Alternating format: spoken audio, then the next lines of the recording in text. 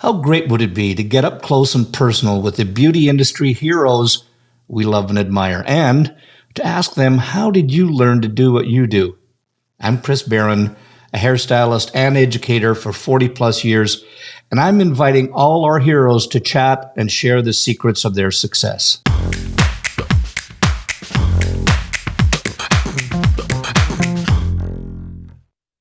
This week's guest has inspired an entire generation of hairdressers. He's considered the father of avant-garde hair. He's an Australian icon where out of the last 37 awards in Australia, he or his team have been consistently in the finals or a winner. He is the powerhouse behind the Tognini brand in Australia. In my mind, personally, he is probably among the top 10 creative minds in our industry. So let's get into this week's head case, Mr. Benni Tognini.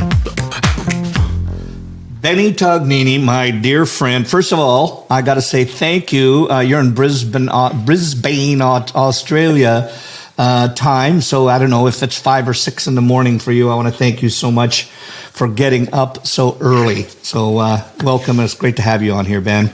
It's a pleasure, buddy. Listen, just for the people that are out there, Benni and I have been brothers and friends for like 100 years now. For those of you watching, can see by the gray hair. For those of you listening, you'll probably hear the croaks in our voices. However, Benni, here's kind of the gist. I want for the people, I think you are well known across Australia and in Europe and a lot of the United States. But for the people that don't know, I gave you this glowing report on the inside. But I want to take you back. And I want to first of all give it a little start at the beginning. So why hair? Why hair? What got you into hair? And like, did you wake up one morning and I want to do hairdressing, or what was it? Was there something else that you were doing? Give us the backstory. How'd you get into hair? Dude, listen, it's actually a pleasure to be on. And why hair? There was no why hair. It was like an accident, I believe. Oh. For me, it was... I was just going to school, and I was one of those amazing students. Like if you can understand and paint the picture, what an amazing angel student that the halo fell down one day, and all of a sudden my world changed. That I became this dark side, and on the dark side I had to leave school. Unfortunately, I was asked to leave school politely and find a new career. And the career was that I wanted to be an architect. My dad was a builder. My dreams was to be an architect. I love things that building structures, why things were put together. And I tell you what, I totally went from wanting to be an architect, went on to the job site of my dad's building company, absolutely hated it, to going on to the attraction of young girls and beauty and the passion of just that was the interest. And knocking on a salon door and asking if I could come in and just have a trial, and there was my career started then. Had no idea what was there. No idea. So you got in there. Okay, good. So now when you walked in and you just went, okay, I want to be an architect, and now I'm just going to go in and I'm in the salon. And because tell everybody it's a little different in Oz than it is in the U.S., where you go to a school and then you go into a salon. Tell us a little bit about, first of all, give us the cliff note on what the training is like in Australia. Here in Oz, it's all about getting in an apprenticeship. The apprenticeship back then was 4 years doing your apprenticeship. Once you've done your apprenticeship, then you're qualified as a senior hairdresser. So you're doing your training at 4 years. So you go to a certified college training, but in the meantime that you're working in the salon, you're gaining skills, which is really, really great, because you're learning every day. you're experiencing all these great things that you have an opportunity to do. For me, was the experience of just doing that was pretty much the unknown. Just have to understand that I'm a 6'1" type of guy, a fairly large type of guy, really big hands, and these little hands trying to put setting rollers, perming rollers, and things like that didn't happen quite easily. So the mechanics at the beginning didn't really work, because you can imagine trying to put things in and everything popping out everywhere. It was like this madman, and and everything that I did, because I loved sports back then. I played a lot of soccer, and I just loved sports. So everything I did was just, I ran from one side of the room to the other side, and everyone was just like, calm. It was just totally, everything was just wrong at the beginning. But Chris, what clicked was the day that a pair of scissors got into my hands, and that was it. That I was sold. That's when everything gelled, and that's when I understood about structure and putting things together.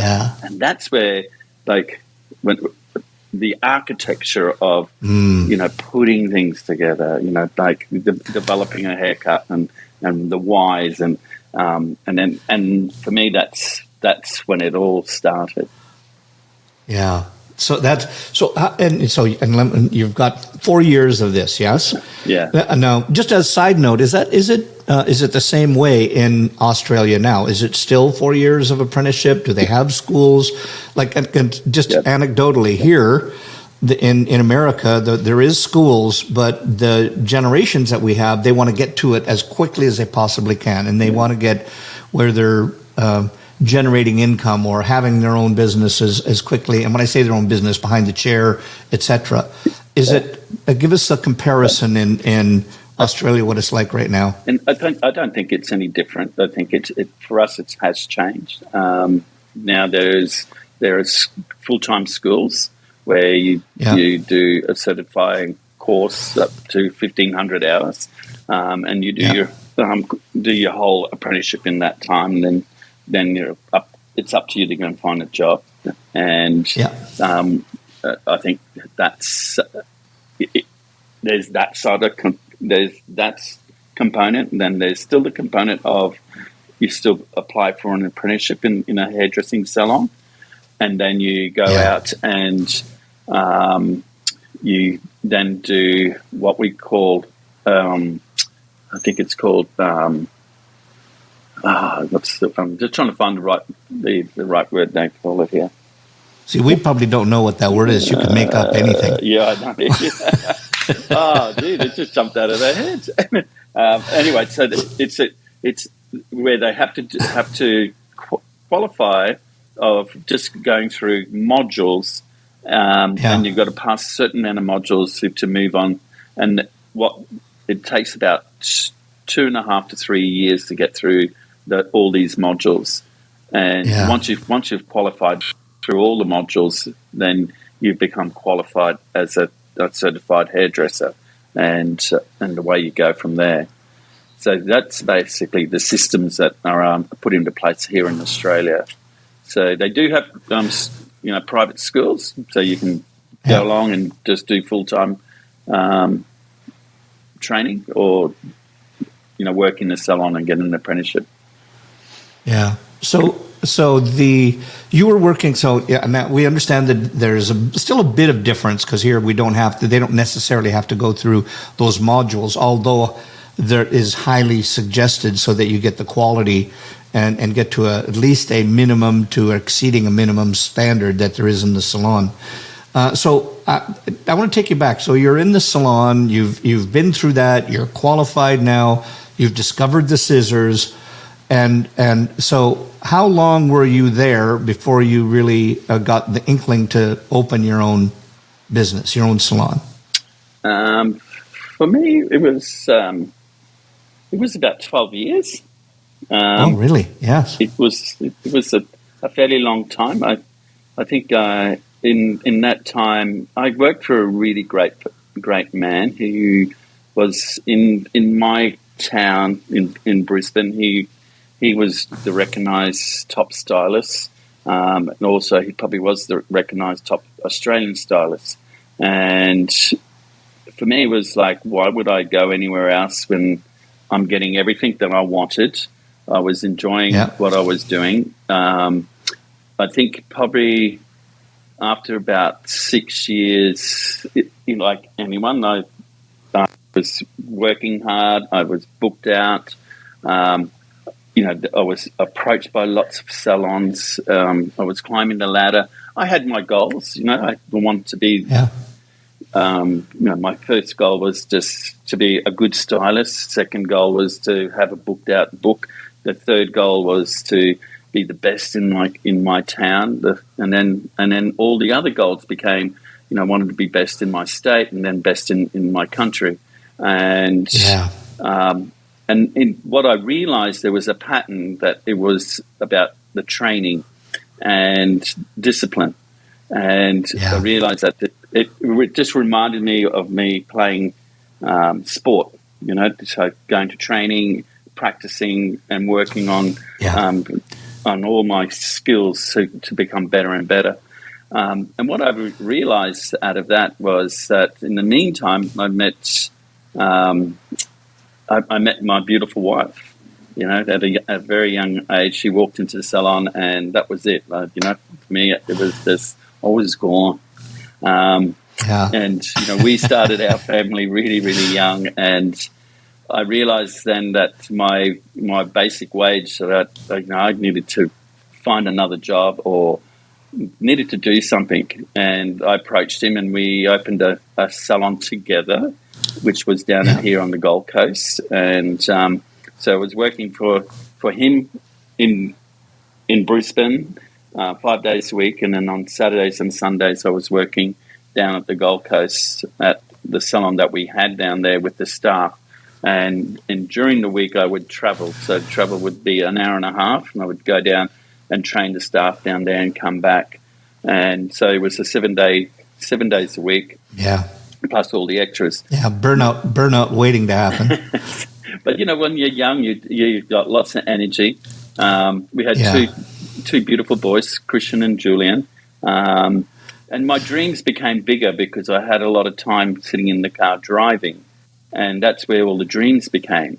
And that's when I started realizing, dreaming is really great, because they were the things that I kept on, every time I would go down the coast every week, that was like, what can I achieve? So they were either targets, they were monetary targets, or they were creative targets. What could I do? Right. And then I realized that I was running out of hours of time to do this. Then I realized that I could actually work when we finished work in the evenings, that I could work between the hours of we'd finish at 7 o'clock, between 7 o'clock and 1 o'clock or 2 o'clock in the morning, working on my designs of hair. And because there was this whole creative force moving towards photography, and there was all this new movement changing. The world was changing of beautiful work, and it was like was something that was like, how do you do that? And not like today where communication and technology is just in front of you.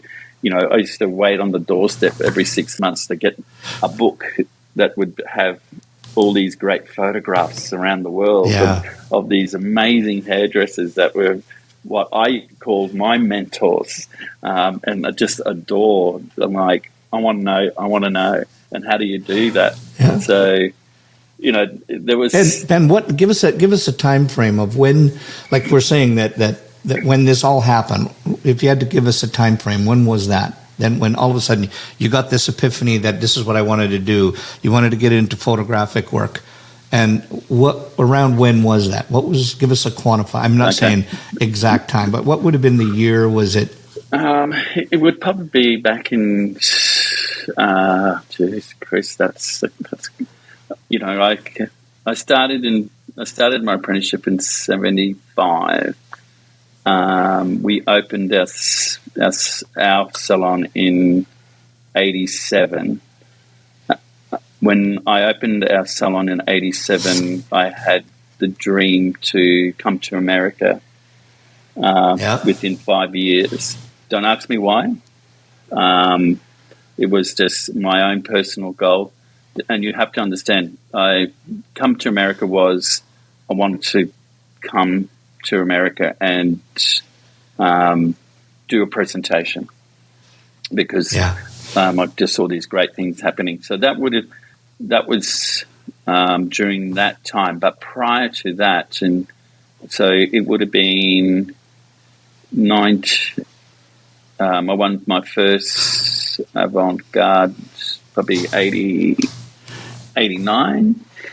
Yeah, so we're talking probably latter 80s, early 90s. Yeah. But yeah, so there was a transition that happened there, Ben, where you always, the architecture background or wanting to be the discovering the scissors and how you could create structure. But then there's the part in there that a lot of other people listening and watching right now are going, well, how did you get to that?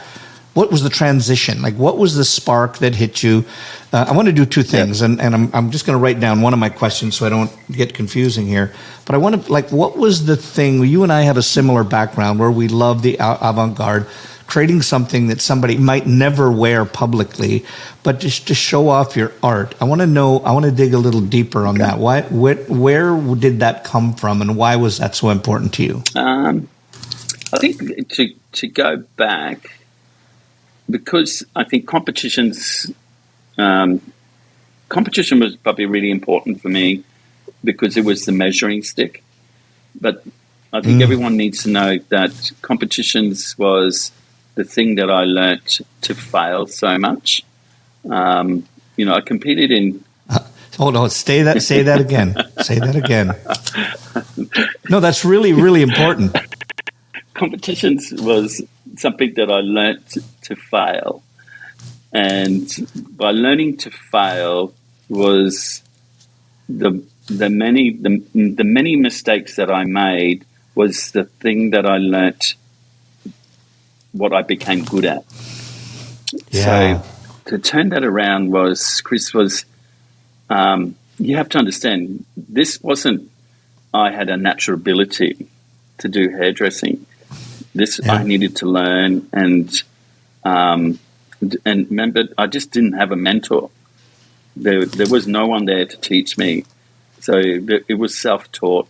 And the only way that I would do this is by doing it.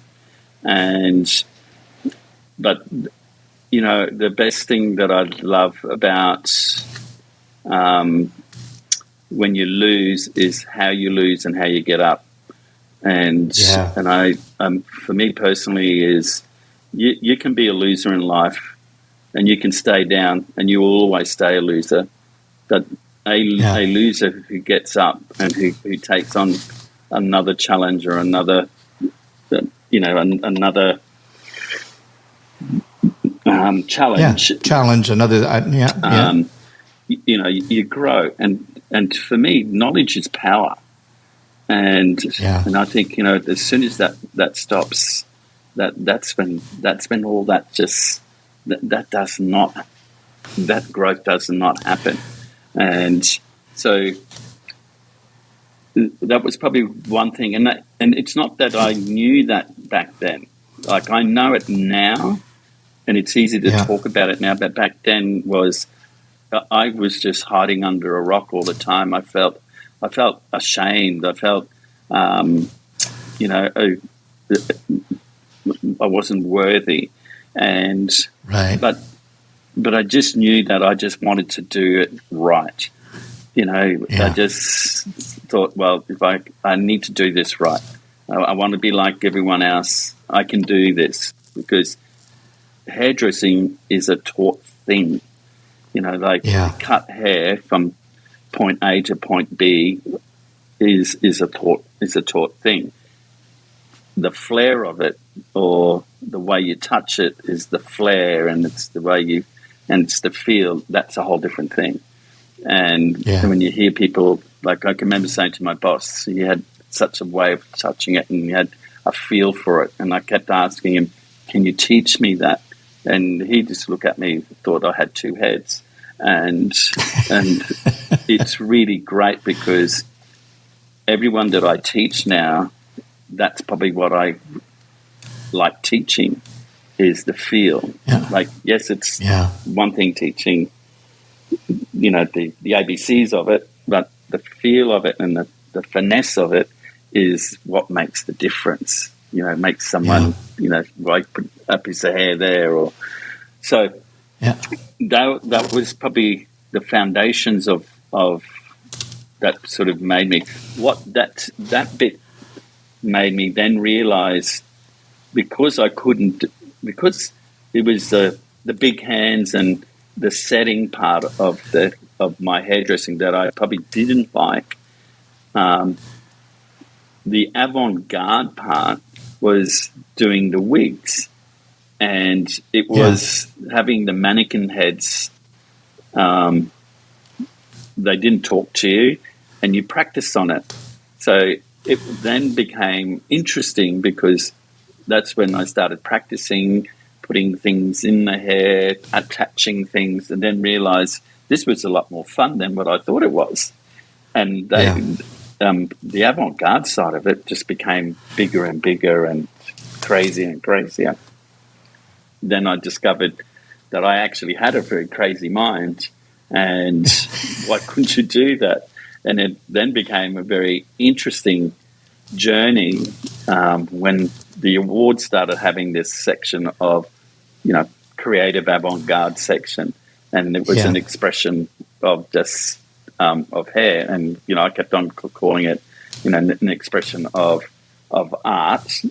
And I have to agree what you said. That's what it was. Because, you wouldn't see people walking down the street back then.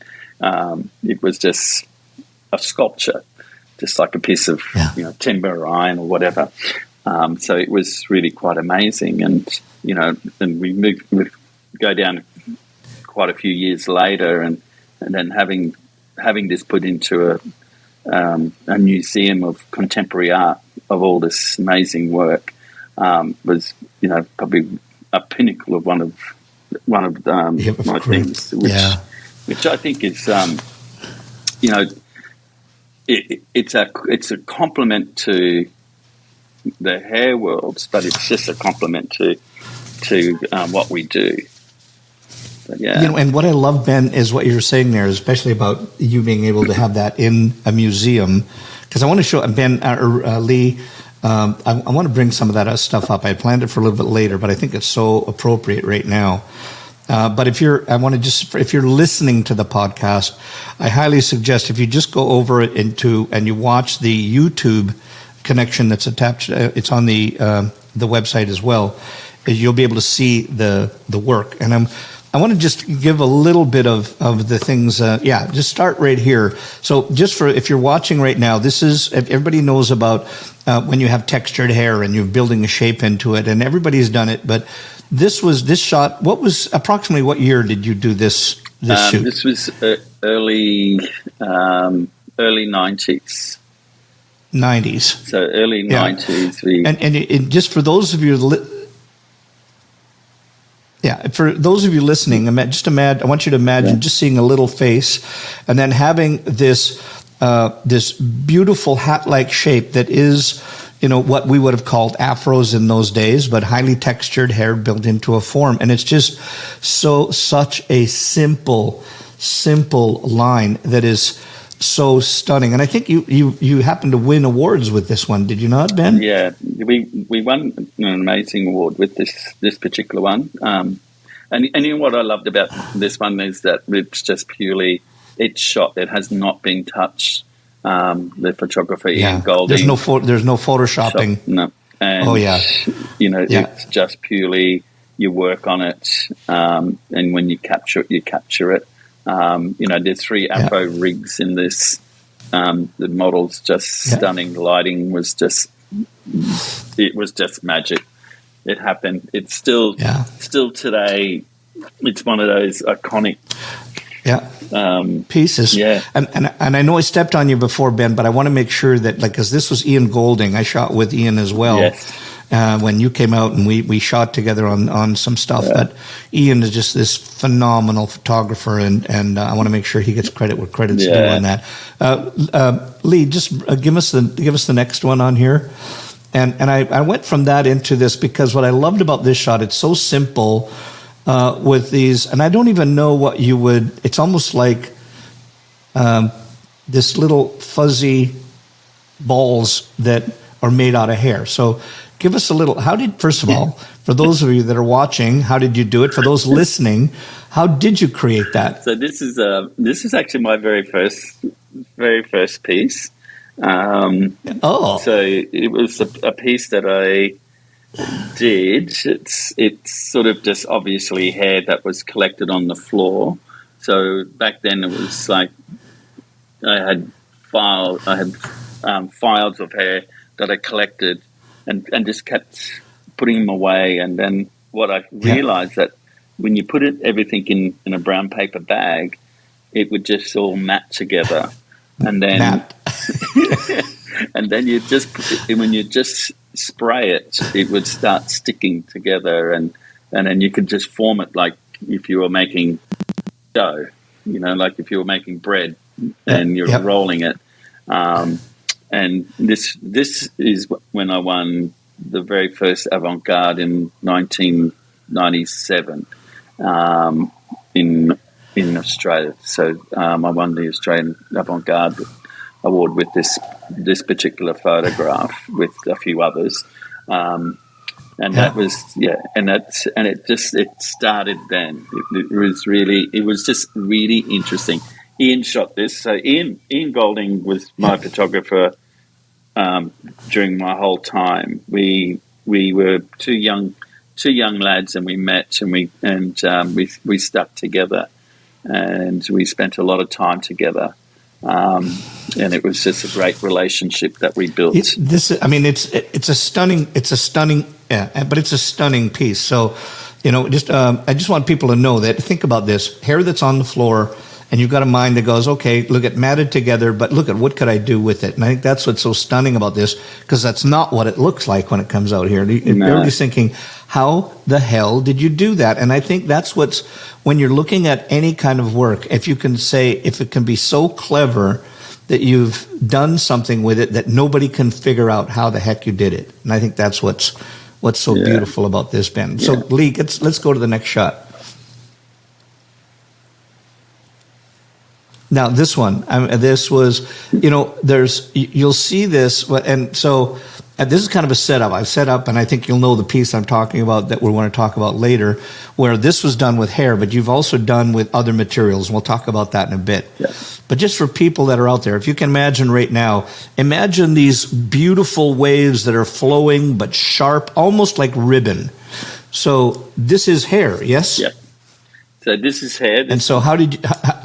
So the concept was that we were with the kids in the park, and there was this... we're underneath a beautiful tree, and we're having a picnic, and all these leaves are rolling around on the ground, and picking up a leaf. And when you have a really dry leaf, it has this similar texture. So it goes hard. And then I started working on, how do I make a hair that hard and to still have shine, and so we started wrapping hair. And back then, we're so Reckon, and we would work with all the Reckon products, and we'd create these amazing shapes by wrapping it around anything that had roundness. So there was some small pipes, large pipes, and then we just started cutting it and then putting it together, and then crazy enough, it was just like, okay, let's just start putting it on someone's head, and let's start putting it on someone's clothes, as you can see on the side there, and then we just shot it. It was just like, okay, let's just shoot it. Stunning shot. It's just so It's so clean. Yeah. You know what? And Chris, I love it. I haven't even looked at these photographs for, I don't know, 20 years now. And I just finished judging an award, and I'm laughing inside because I've just seen so much of these structures in some of the shots that I've just seen, and I've went, wow, it's amazing to see how things just go around and move around. Nice. Yeah. That's the beauty of why it's so. And I want to kind of spin back a little bit to what we were talking about earlier, because we were talking about avant-garde and the transition that you make. And I want to, for the people that are listening and watching, I want to, Benni went through, like, imagine he started 9 o'clock in the morning, went to 7 o'clock, and then from have a bit of nosh, and then go till 1 o'clock in the morning creating avant-garde work. We're not saying for an instance that to be a top artist that's what you have to do, but you do have to budget time in order to get and vent your creativity, because it's like a muscle. The more that you use it, the more creative you become with it, rather that, because it's about how you use the disciplines. And that's what that is so beautiful, how, if you think about the composition of shots, is you can still use what you use for composing hair, but when you're doing avant-garde, so it's still got movement, it's still got separation, you can still see through some pieces into it, so it's got dimension to it. Okay, next shot, Mr. Lee. This one is absolutely beautiful. Give us a little bit of backstory on this one, Ben. This was inspired by a wonderful hairdresser, a wonderful master of hairdressing is Trevor Sorby. And I think Trevor back then did a collection, and I was just curious of how he did it. And this was my interpretation of one of his looks that he did. But this is just pretty much 80% of the model's hair. So it was, it was just all molded and slick, and just the very 20% of a hair piece that's sort of sitting on top that sort of came through and opened up. But I think just the lighting and just the color of it is just so stunning. I think that was just captured just beautifully. This was probably one of my pieces that I didn't like when we did the collection. It probably wasn't as strong as what I liked it, but I actually like it more so now than what I liked it when I first did it. It's amazing to go back and have a look at it. Yeah, and because it's funny that you say it's not strong, because I think to the average looker right now, because I wanted, for you listening right now, just imagine everything combed quasi-forward, but then around the face, longer pieces just sculpted around the face and on the cheek, and it's got an asymmetric quality. And then almost like very fine hair that's almost tree-like, almost bonsai tree-like, and all very, very dark and heavy shine. So, Ben, tell me why, because I see this as very strong. So what did you see as not strong about it? Because I think this was part of that collection that I won the award, and all the other pieces were just bigger and thicker, and this was just more refined. And I mean, this was probably the hardest one, because this took all my skills of using the model's hair than having a lot of pieces. But it was just like, it was probably the shot at the end of the day, and you got to go, okay, I've got 6 models to do, and I've got to come up with the 6th one. And it's the end of the day, and it's just, and sometimes that's the best shot. And I'm looking at it. Yeah, exactly. And I'm looking at it, and I'm thinking, like, where did this come from? Like where? And it was probably, the 6th shot was probably it was going to be onto the next year. It was like I was leaving and saying goodbye to what I was doing, and I was now working for the next year. So it was the crossover. And, and I can remember sitting there, and this is the one that I kept on going, nah, wipe it, move on. and I just laugh now. I look at it and go, wow, that's not bad. Yeah, because it is stunning. It is stunning. Okay, Lee, the next one. Yeah, it is. And now, so I think that for the people that are listening right now, you'll see that now why Benni is talking about bigger, stronger, etc. So this one, tell us a little bit about that. How did you get that hair to move in those manners? I don't know. I'll just. I think first the outfit I did buy in New York. I remember this little outfit because I bought it for Tracy, my wife, and I think I was away for about 5 weeks, and she just laughed at me because she said, "You've obviously been away too long." You only wish she would wear it. And I was only. Just for those people listening, it is skimpy, and you would hardly notice that there was anything there. The only thing that you notice is really on her legs. That's right. The rest of it, there's not too much there. Okay, back to the hair. The hair. It was now. How did you get the hair to move in that manner? So this is all pieces, and it's and obviously it's done on wires, and all the hair is just been knotted, and then it's just all the hair's it's all crimped, so it has that fur-like texture, and the important part is to make the wig look like it's moving and it's connected, and I think that's really important. But I think when we did it looked great just being like that, and then we put the white pieces in there just to create another texture like the outfit, because the outfit had this netting concept to it, but it had these white pieces through it, and so we actually added it on when we were doing the shoot, and on the day, and this photograph was done by Ian, but I have to give credit to all the makeup on all my models was done by my wife Tracy. Tracy was my makeup artist on all the photo shoots. She would probably be the only person that would understand what I wanted, because I would just do it, and I could never talk to anyone what I wanted. I would just do it, and I go, just do her face, do the makeup, just do it. And they go, well, so what do you want? And I'm going, I don't know. Like that's the look, aren't you creative?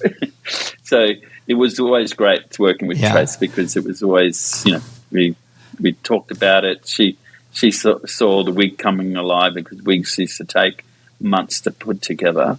And wigs lived in our house, 24/7, and they still live in our house. We have a wig room, and we have a whole department that just lives there. So it's. I think that's the beauty of it. I love it. Okay, next one. Thanks next for bringing up these photos. Listen. That's I knew you before you knew me. And we'll talk about that in just a short bit here. We've just got a couple more photos. But, what I love about it, these photos were done years ago, but they're timeless, and still to this day, people are still copying these styles, and you still see them out today. Yeah. We wouldn't have said that these were from a certain era, people would have never known. Yeah. And so tell us about this one. Yeah. Chris, this is probably... this is sort of mid-90s. I went through 2 years of not creating anything. I've been at home, and you go through. actually, this is really interesting. You in your life where you have a blank, and you're not creating. Sometimes you doubt everything. You doubt everything that you do.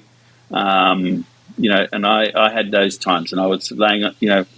I was a typical laying on the couch, probably putting on 10 kilos, which is, I don't know how many pounds that is. 22 pounds. Yeah. 22 pounds. Just, feeling sorry for myself because, you have all the highs and then you have all the lows.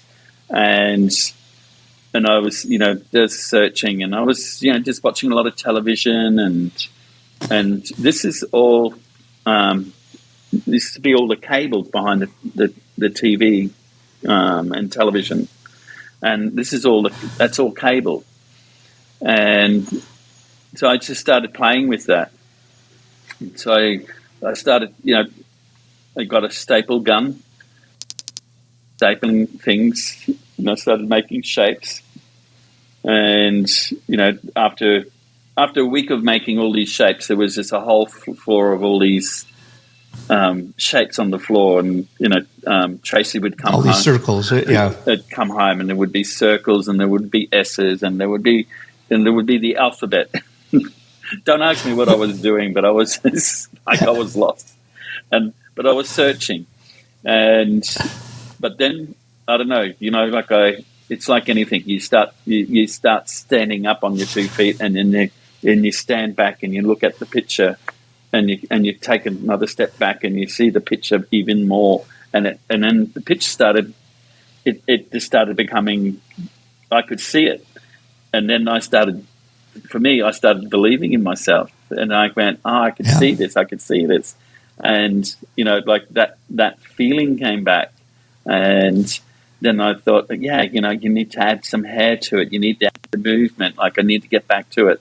I need to, still make it look beautiful, and then I showed Tracy, and I started putting it on a mannequin head, and she started playing with the makeup, and we went back and forwards, and that was the end result. We just did one shot, and that was it. I knew that. Wow. I actually didn't want to take the shot of her. I wanted the shadow, what was behind her. Yeah. That was what I was aiming for. And I had a lot of shots of the shadow, and then, strangely enough, as we were going through all the shots, we just got this shot, and I just looked at it, and I went, "That's it. That's the one. That's the magic." Yeah. And okay, Ben, I want to fast forward. This is next shot. I think this shot here. That's the steel one. I want to just jump. I just want to make sure this really quickly. This was what? Because I want to talk about this one in real quick, and then I want to move on to just that last one. So this one was what? How did you make this shot? Because it's just a stunning, like a splash of hair almost. Yeah, this was we did a show, and it was called A Storm. And we recreated a storm on stage where, we had, it was a lightning and rain and thunder. And so all the hair pieces, when that all happened, this flash of light just shattered. And when all the light hit the models, this is what hit. And this is how all the hair looked. It just shattered everything, and you nailed it. It was a shattered look, and that was it. And it was just, and it's all hair. It's like well, that's the beauty of it. Now, and I'm going to encourage everybody, if you're listening right now, as opposed to watching, you need to go back and look at the photographs, because I'm sure you're wondering what they look like right now, and it's hard to describe, but you need to go back to the website, watch you can fast forward through the stuff and just to look at the images. Stunning. Okay, the last one is coming up here right now. You'll know the one I'm talking. Oh no, there is one more. Yeah. This one, and again, this one was all crepe hair woven, and you made a complete dress out of it. Yeah. Yeah, this is all fish braids. Fishtail braids. This is actually Tracy taught me how to braid. I couldn't braid, and I wanted to braid. Big hands. And she taught me to braid, and I got carried away, and I kept braiding and braiding and braiding, and this shot was a live shoot that we did on stage, and this was just this was a Polaroid shot. So this was not even a photo shoot or anything. So we just did this. This is the test. Yeah, this was just at Hair Expo. We did a program called Zoom, and we were just teaching young hairdressers how to put a press pack together, and taking from a photo shoot to a photo, how to put it in a pack and go forward from there. Yeah. If you're listening, just imagine sort of a very Medusa-like feel of blonde hair, and then all of the dress, almost like a cocoon kind of dress built up of the same thing. And usually that I find that if you're making a dress out of hair, it's, we'll just leave it at it's interesting. But this is stunning. So that it is hair and it looks beautiful. It does look like material. I want to get to the next shot here, because this is the one that, you always have played with other materials. So in a short form, tell us where this came from and tell us what the material is. So very quickly, this is like dreads. So I used to have lots of dreads in my hair. This was captured from a drill that was drilling a piece of steel, and this is how we actually end up making this wig. I went to a factory where they made roller doors, and the steel from the roller door that they make, and they were drilling that, and this is how as they drill, this is how the steel comes out, and it comes out very springy, coily, which is just like a dread.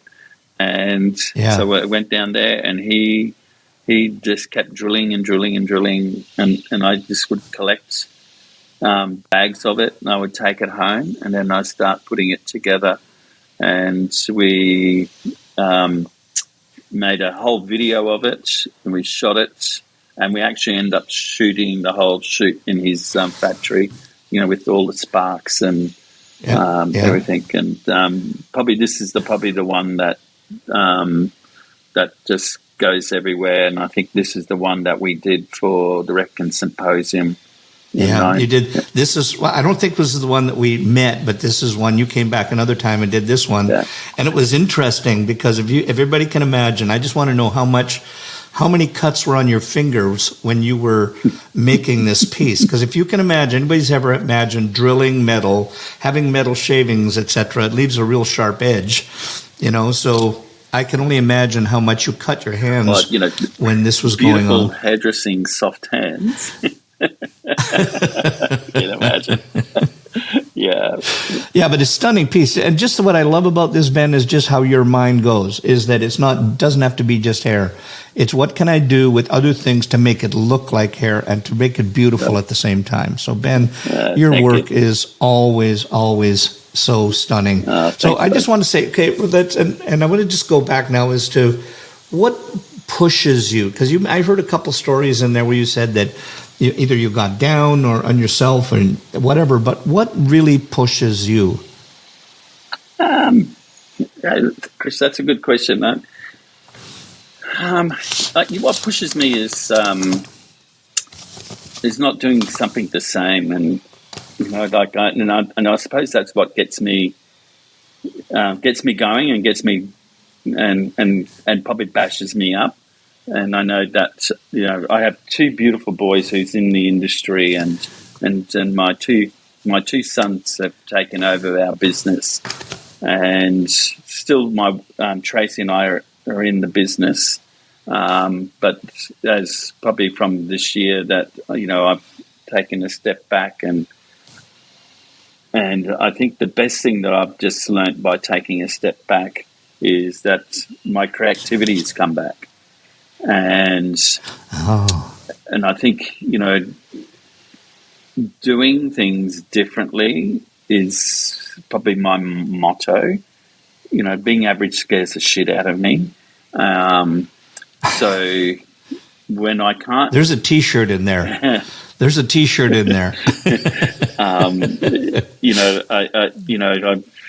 I've met some really great people along the way, and you have to be probably the number one person that I met who changed that journey for me when I met you at the Reckon Symposium. And then I have to tell this story because it's very close to my heart, and that I don't think if that didn't happen, excuse me, I'm getting a bit emotional here. If that didn't happen, my career wouldn't have kicked off the way it did. And Chris, you guided me through a really hard time, but it was really good advice for me to actually... Well, tell the story. Let people know what happened. It's okay. I had a wonderful opportunity to come to America, and that was my dream. And we did the Reckon Symposium, and I brought these amazing wigs. And I remember that I was asked that I needed to tone it down, and I had a few words to say in Australian language. And Chris pulled me aside, and I was prepared to go home. I was packing up to, went, stuff it, I'm going home. This is not for me. Chris pulled me aside and shared with me that there was a lot of talent here, and there was a way to share that, and there was a way to understand it, and I won't go into the whole story, but the advice that you gave me was to see it in a different way, and it would treat you a lot differently. And I think just that coaching and advice changed me.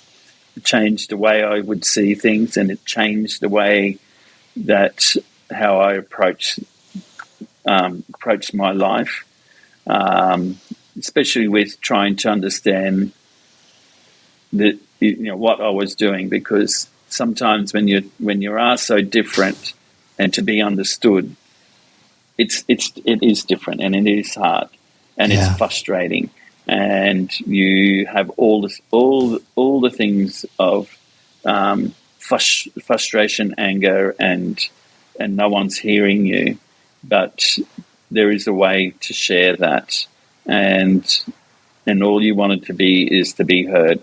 And sometimes it's just the way it's being shared and how it's been presented. And I know that Chris has really helped me with that. And I really thank you, my friend, for that. Oh, bless you, friend.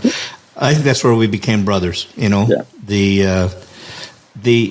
just to let everybody know, not to leave this hanging, but, there was, North America and Australia there's different parameters, what you can and cannot do on stage and so on. And some of that came to a fair, but the whole point is that once you and I had that chat, then you went out and you did this phenomenal show, probably one of the better shows that had ever been done insofar as avant-garde work that was out there. And people went cuckoo for Cocoa Puffs over it. And I really believe that's when, because right from there, you did that, and then all of a sudden, all of these other opportunities came along when they saw the quality of your work. So, I think that was great, and I cherish that time, because had we not been together there, I might have never had the opportunity to meet you. And we've holidayed together. Went through all of this, and I know you as probably one of the people that I know that is more tenacity. And I want to take it kind of back to where, because you said that it's not that you enjoyed the failing, but the failing was something that you had to go through in order to practice and get it right. And most people don't want to do that. Yeah. They don't want to go through the fail and the feeling of it then to get to the other side, where the other side is where all the success and the feeling and all of that lives. Yeah. So, yeah. Ben, that's where I see you as. Yeah. You know what? Do you notice the difference? Go ahead. I was just going to say this. I know I didn't close that. The fear is where the answer is. And if like a lot of people just walk away from it and just take it on, like you're gonna learn something. And what, are you scared of learning something? That's what I just keep on. That's what keeps you going. It's like you want to learn something, you want to grow, you want to don't you want to just get down and just breathe and just have a new breath, and that new breath brings new life, and that's what I just really enjoy. And I just go, I just love the challenges that I just took on, and if you didn't take those challenges, then you would not learn to step up. And I shared something really, really important to some of these young kids. Just last week, we had a young fame team here in Australia, and I said, there's a difference between someone who's 19 and 35, and you compete against each other, and you have to understand that it's okay to be 19 and it's okay to be 35, but the difference between 19 and 35 is life experience, and stop fighting against that, because the time you turn 35, you're going to share that 19-year-old what you learnt. So respect, and if you can respect what life gives you, then you're going to learn something, and it's just so powerful. And we just don't take time just to take that deep breath and just respect. It's just amazing. Ben, you said something a minute ago that I found was so profound, and I'm going to kind of equate this to what we're talking about too.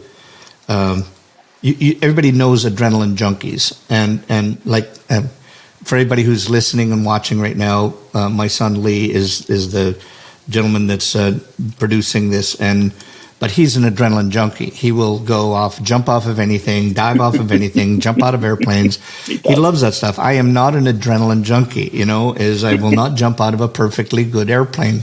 But however, and when you talked about the fear and the adrenaline that it shoots you when you're trying these new things and failing, kind of what I equate that to is I'm an adrenaline junkie and you're an adrenaline junkie.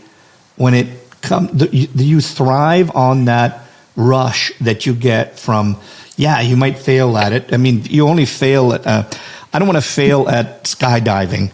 That's not something I want to fail at. But failing at hair is a lot easier, but sometimes the feeling that you get out of it, like entering a competition and you don't win and you put your heart and your soul into it, and maybe you don't even win, you don't even get in the finals. That makes, you can either say, well, screw it, I quit, or you can say, damn it, you want something? Okay, let me show you something. And that's where that adrenaline can kick in and really make you give your creativity a boost, What's your thoughts on that?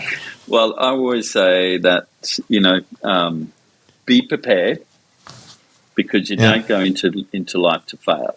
And I know that with all our team members, whatever we do, and I think this year is our 37th year of making the finals, or we won awards in Australia here anyway, of a team member or someone in our team that made the finals of one.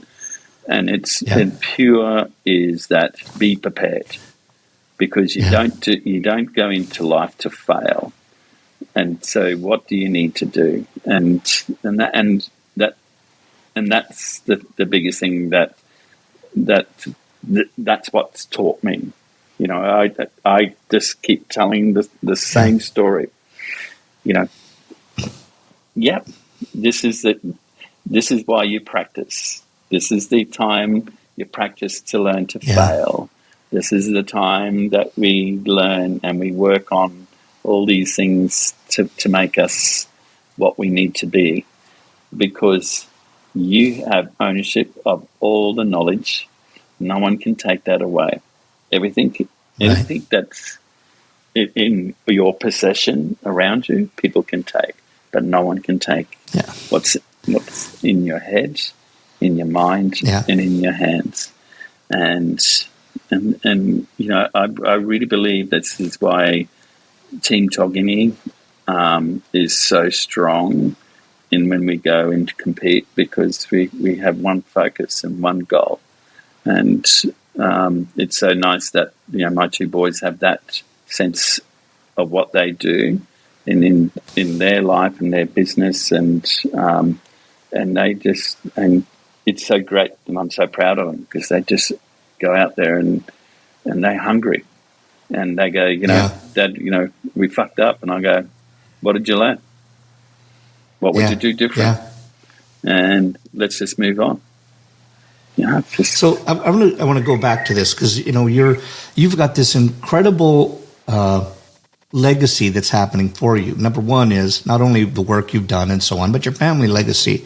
Because like the people that are listening may not know, but there's this duo that happened when you were building it, and that was building the salon and its reputation, and that came from you, Benny, and from your wife, Tracy. Tracy was, and understand that I have a similar relationship. So if I say Tracy was the brains, I mean the financial. She handled all the what did it take to make the machine go. You were the creative force, and it's interesting that your two boys, they've kind of taken over those roles within your businesses, right? Yeah. How about that? Yeah. How did that work? Yeah, well, listen, that's thank God, because that keeps you going, right? Yeah, no. So listen, I've got some rapid fire stuff that I'm going to throw at you. Sure. Okay. So a series of questions here. You may or may not have answered this in one way, but I just real quick, short answers that I'm going to throw them out to you. First thing that comes to your mind. Okay. What turns you on in the creative process? Change. Change, good. Yeah. What stifles it for you? People who won't change. Oh, interesting. An event or show that you loved, the first one that comes to your mind. Something that you did, that one of your shows that you did, first one that comes to your mind that just you went, oh my God. It actually would have to be my first Reckon Symposium. Wow. That's awesome. Yeah, that was... Okay. In life, things that you dislike the most. Not necessarily in hair, in life. What do you walk around in the street, you're driving your car, whatever that might be. Things in life that you dislike the most.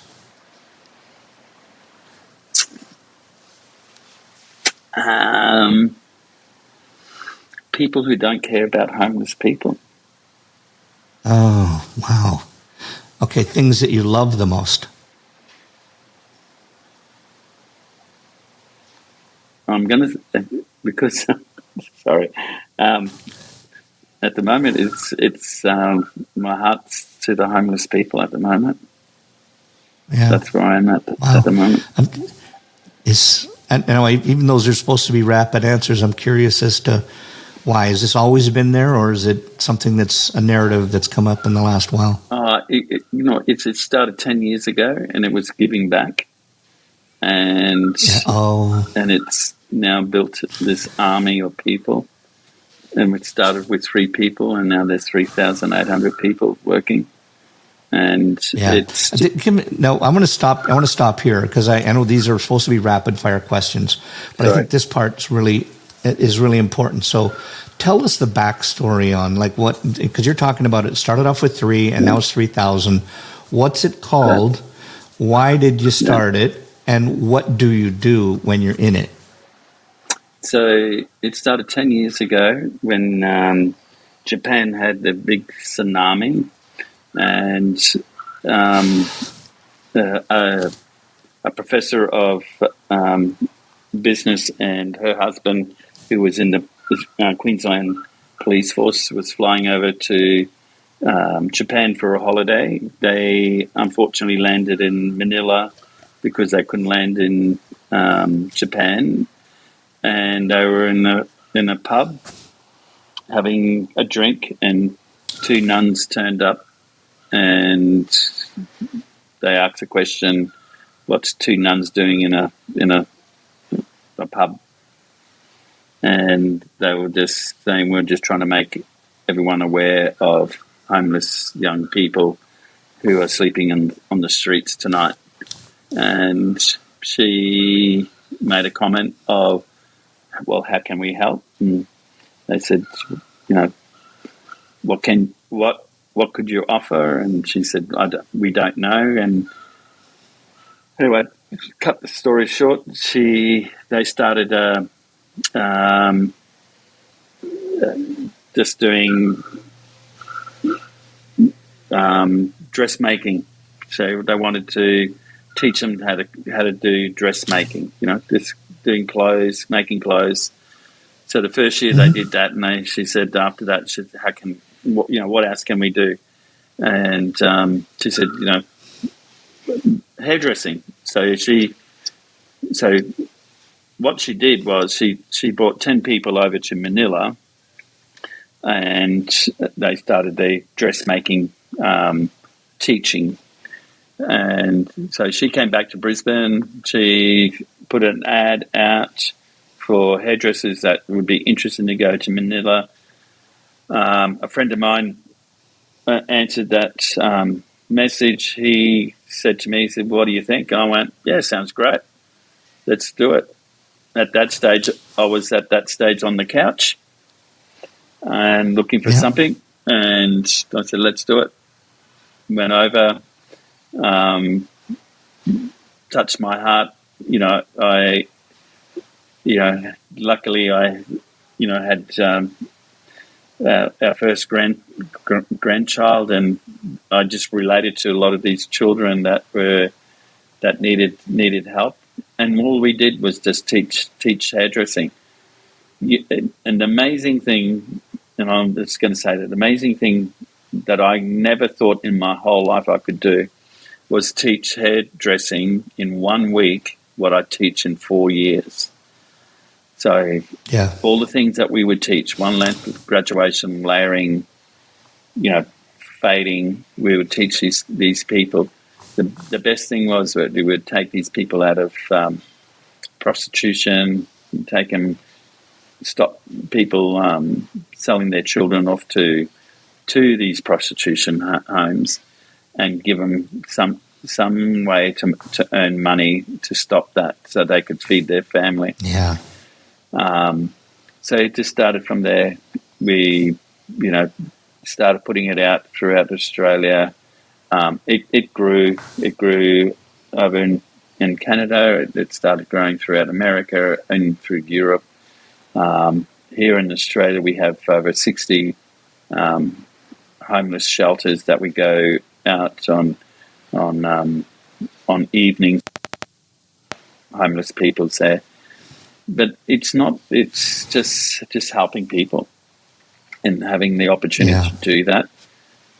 And my role is just to create an army. And purely that's what I do now, is just talk about it, create an army of people, get them to sign up. Oh, I'm not asking anyone for money. I just ask them for time. Your time is valuable, and you make a difference. And if 2 hours every 6 weeks makes a difference, then I think, what our industry does for us, you can give back 2 hours of that every 6 weeks. It would be awesome. Yeah. So it's just growing and growing. We're learning so much because it's getting so big, and learning about organizations and things like that. That's probably the ugly side of it. But all I'm interested in is just getting out there and getting in and just doing the haircuts. Benny, what's the name? Man, what's the if people want to know about it, what's it called? It's called Hair Aid. Very simple. It's called Hair what? Aid. Hair Aid. Yep. Just go online, Hair Aid. How can they get? There's a website that's called Hair Aid. Just type in Hair Aid. And you can get on it, and it'll tell you how to do and how to get involved. It has all the information. It has all the trips. We have all the trips to Manila, Cambodia, to Vietnam. It has all the countries. As we take on different people. We do a mentorship of training people to become leaderships, and so they can go back into their own countries and start their own things. And as we're now doing that, because now we realise that every country has their own issues, and we would love to see that happen in their own countries, not only supporting other countries. But the experience of just traveling, the experience of different people getting involved. In America we have a really great support of the. I think it's Paul Mitchell. So, is it Paul Mitchell? Paul Mitchell helps you with that. They have their training company. There's a group of young people that they get involved and they apply, and they have to, show us that they are seriously interested. And I think we end up taking 10 people from there and bring them over to Cambodia and Manila and get them involved. But once you go along to a program, you just get touched, and you can't. Well, I think it changes you as a person, doesn't it? It does, and it's not for everyone. And if someone said this to me at the beginning of my career, I probably wouldn't even understand. But I take all our apprentices along. It helps them for their training. It helps them to understand that people in need, and it works both ways. So at the moment, that's dear to my heart. So it's something that I look at it and going, okay, well, that's where I'm at the moment, and that's what I'm giving back. But look, it's gone beyond that now. Which I'm super, super excited because, for us here in Australia, the government's slowly getting behind it, which is absolutely wonderful. Oh, wow. But we had to learn all the, one step at a time, and what we need to put in place. So and thank you for asking. I really appreciate that. Well, God bless for that. Thank you. Yeah, that's the way of giving back. And I just, Ben, I admire you so much for that. So listen, okay, back to it here. Okay, quickly, most difficult time in your life? Oh, wow. I think most difficult time in life was probably the last couple of years with COVID. Just trying to make decisions that, are we going to be open or we're going to be closed? What's the future going to be? But, COVID for us here in Australia has changed because it's actually increased our business. It's done the opposite. Wow. Interesting. Yeah. Chris, it has. Okay, next one. You know, person you admire the most. Person you admire the most. In my career, or just generally? Anybody. Generally. That would have to be my wife. I know that sounds strange, but she's the force. She's the rock. She's the casing of my life. She's she's my God, and she guides me. Love it. Person you wish you could meet, living, dead, whatever, it doesn't matter. I'll bring him back for you.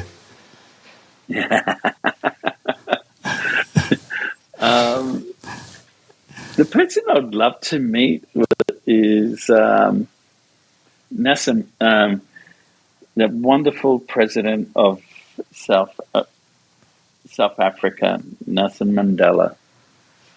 Oh, Nelson Mandela! Wow. Oh my God! You know what? Okay. Yep. Sorry. No, go ahead. You go. I didn't mean to cut you off. No. That'll be a long story. Okay. Yeah. Okay. Good. Something people don't know about you. Being in jail. Being in jail. I didn't know that about you. We won't go into the story. Don't want to know why. You're out, and that's the most important thing. Okay, good. Okay, I, like this, I'm giving you a month off. Where would you go, and what would you do? I'll definitely go to Italy, and knowing me, I would just love eating. So I would just go around Italy, just eating the best food, and the occasional glass of wine. Okay, good. The things that terrify you. Myself. Like, I'm terrified of spiders, and God knows you saw that when I was in Australia. Oh, man, they have spiders that they're the size of your fist. Yeah, no, myself. I'm terrified of myself of what I'd do. Oh. Okay, good. This one, favorite curse word. We can blank it out, beep it out if you want, but my favorite curse word. Actually, bloody hell. Bloody hell, love it. Bloody hell. Okay, your favorite comfort food. Pasta. Something in the industry you haven't done but want to.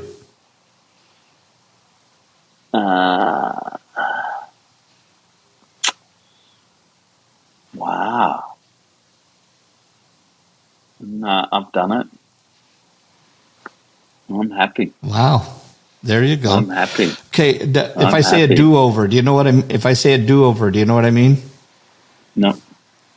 Okay, a do-over is, if you did something in your life and you go, oh, shit.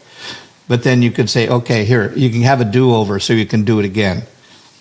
In your life, if you had one do-over, what would it be? Yeah, I do actually. Okay, and that's just recently because it's stuck in my mind.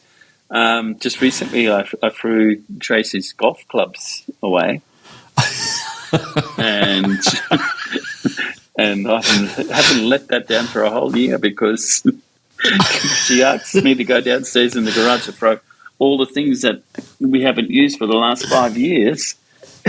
So I threw it out. And haven't heard the end of it since. No. Okay, here's one. This is going to be a tough one. This one's going to be a tough one for you.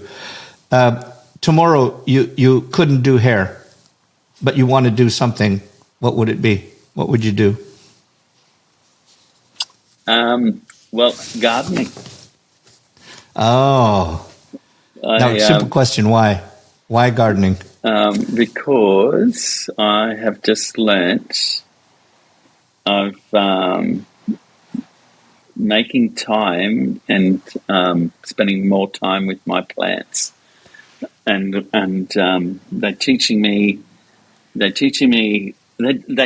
something, and I'm getting all my energy and all my creativity out of them, and all I'm just going to say, just be aware. Stay tuned. Stay tuned. Stay tuned. Okay, good. Two more questions. Two more questions. You know, if you had one wish for our industry, and you could snap your fingers, and it would change, what would that be? Sorry, you just cracked up.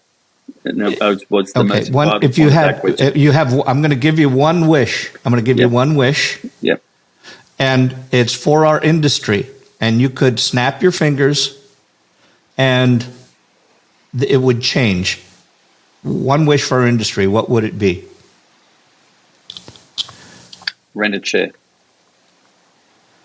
Oh, wow. Rent a chair. Wow. Okay, last question.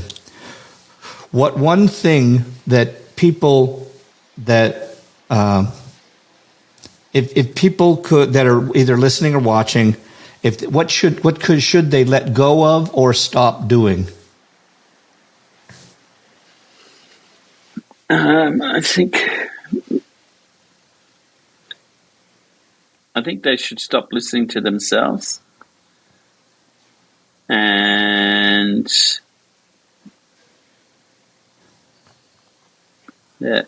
stop doing. Stop listening to themselves. And when you say to themselves, do you mean that little voice in their head, voice. Or what? It's the voice. It's the voice. Yeah. That's probably just about me. What was the first? What was the first one? Stop doing. Yeah. Well, yeah. Either what should they let go of or stop doing? Yeah. Let go. You know. Yeah. So if you in that case, I heard you're going to stop listening. Stop listening to your little voice. Yeah, okay. That's awesome. Yeah. Thank you, man. Ben, I just want to say thank from the bottom of my heart. You know, it's like we connect, and it's like time stopped from the last time we had a conversation. I just want to thank you so much for being on Headcases, because I always say if you're in our industry, you've got to be a bit of a head case. Yeah. So Ben, thank you, man. Thank you for being you. Thank you for being on the program, and God bless to you and to Tracy and the kids. Thank you. It's an absolute pleasure. And thank you to all the audience listening. Hope you enjoyed it and taking something little. Ciao. Thanks, Ben. Ciao. Take care.